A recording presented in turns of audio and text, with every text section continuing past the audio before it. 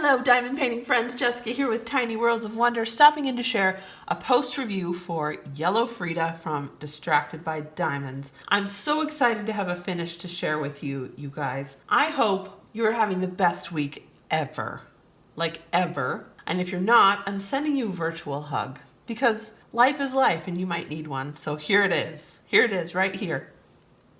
The first signs of spring are starting to happen in Montana. This is pretty exciting because I felt like this winter was very, very long. Very, very long and hard. It's so fun to see some little purple flowers coming up. Seems like a new season of life is always just around the corner, right? If you've been around the channel a while, great to see you. Pop a comment down below if you feel like it today. I'd love to hear from you. If you're new to the channel and you're considering subscribing, big, huge welcome to you. If you like crafts, then this is the channel for you. And if you like positive energy, this is probably the channel for you. So I'd love to have you join the Tiny Worlds of Wonder family.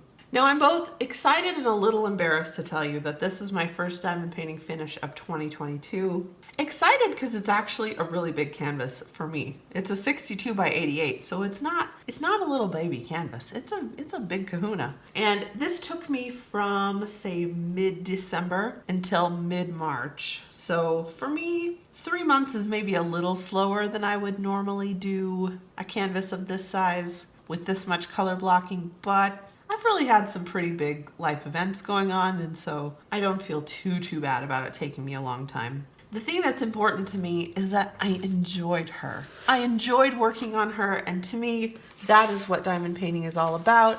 I zenned out, I listened to the Stormlight archive. We had a good time. We had a good, relaxing time working on this beautiful baby for many months, many months. So I want to start by telling you my favorite things about the canvas, and then there's really just one thing I would change about it. So to me, the most important thing about my feeling about any canvas is the rendering. I mean, if all else is in place, if the quality is pretty decent, and on Distracted by Diamonds, in my opinion, it's always more than very decent, then to me, the most important factor of my enjoyment is the rendering. Like, did this rendering ring true to the artist's original work? When Caroline Smith created Yellow Frida, does this canvas reflect the tone, the style, the grace of the original artwork?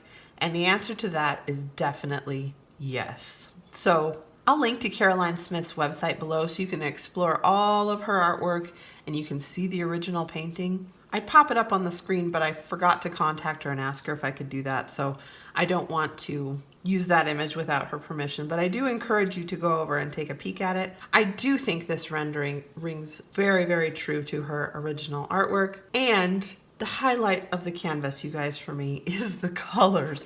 I just can't get over. I can't get over the amazing colors in this baby.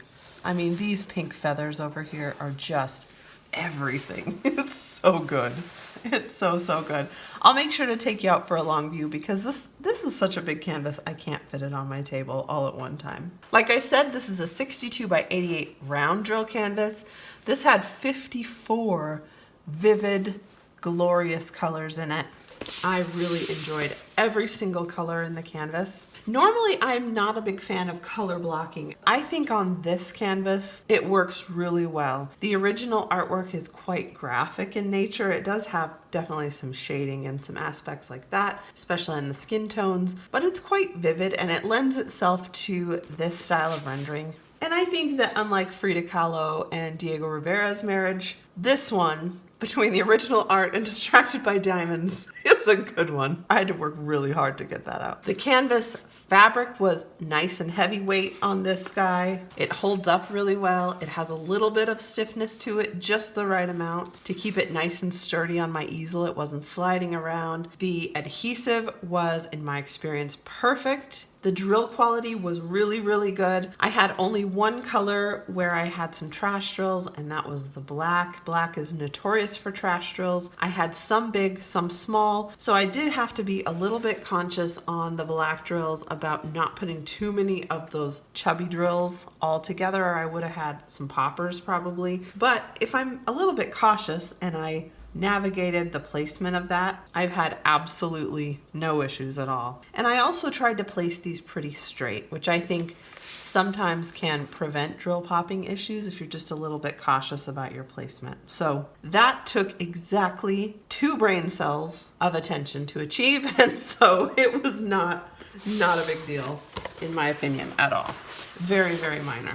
I did replace some of the dark browns in this canvas with some Diamond Dots metallic gold drills. I used quite a few actually. It was kind of the hourglass symbol that I replaced mostly with gold metallic drills. I wanted this beetle to look a little bit metallic down here, and definitely her earring up here with the skull on it, and definitely the butterfly here, because it looked like, you know, a piece of jewelry that was in her hair to me. So I really had a lot of fun with those enhancements. I didn't think it through too hard. I just kind of did 3 or 4 drills in a row that were gold, and until I kind of liked the look of it. I did create a little problem for myself right around, let's see if I can find the spot, right around here on her face. I somehow got a big piece of black something stuck to my canvas. I don't know what it was, if it was a little fuzz off of my sweater or something. And I had, it's good adhesive. I had a heck of a time getting that off. And the downside was I could see the black fuzz, and it looked like she almost had a little mole right here. And I just couldn't take it, you guys. So I removed the adhesive on that spot with a little bit of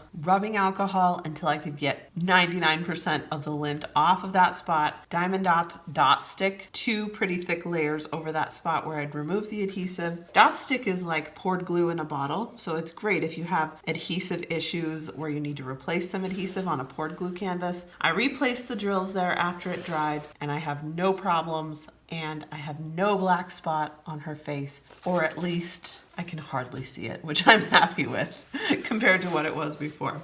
Now, the only thing that I would probably change about the rendering on this bad boy is some of the skin tones. Now, my camera is going to make this look a little bit more blended than it actually is. Let me see if I can get this on camera. The original art, the white skin tones are pretty blended here around this area, around her cheeks where she's very blushed. And it's not that this canvas doesn't have a lot of colors. I just think there needs to be some more subtle blending in this region and up here. When I step back from the canvas, it's much less obvious to me. It kind of comes together a little bit, but especially a little bit closer up, that shading is a little bit harsh in my eye.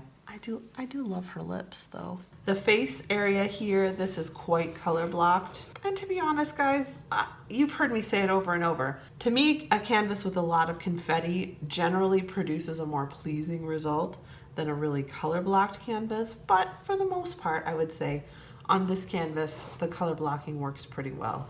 That's really my only area of concern with the rendering at all.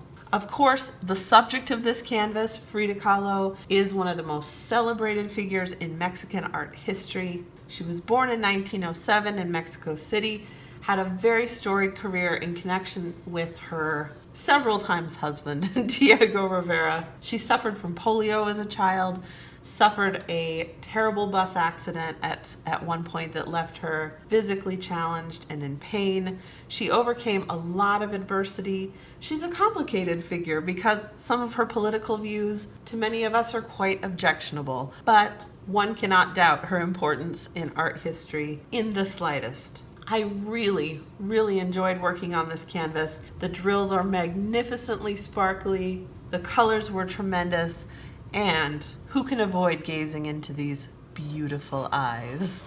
I hope you guys have really enjoyed seeing this one. I look forward to doing more of Carolyn Smith's artwork in diamond painting. I think it translates really beautifully. It has a beautiful, artistic, modern twist with beautiful colors, beautiful symbolism. I just really love it. Thanks, Caroline, for sharing it with all of us diamond painters. I hope you guys have a week that's as colorful as this canvas. Take care of yourselves. As always, spread some joy wherever you are, and I'll catch you next time. Bye.